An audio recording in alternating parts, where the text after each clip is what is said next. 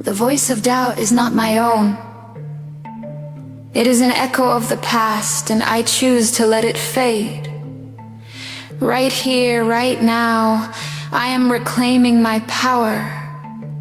I trust my judgment. My decisions are wise and guided by my inner strength. I am capable, intelligent, and resourceful. I have overcome challenges before, and I will overcome them again.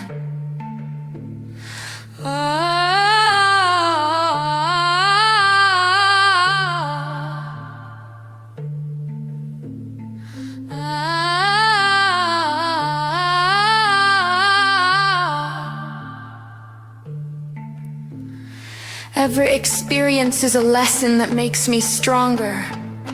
I replace self-doubt with self-belief. I replace criticism with compassion. I give myself permission to try and permission to make mistakes, for that is how I grow.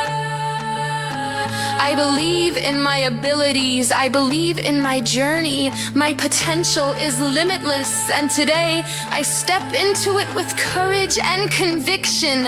I am enough. I have always been enough.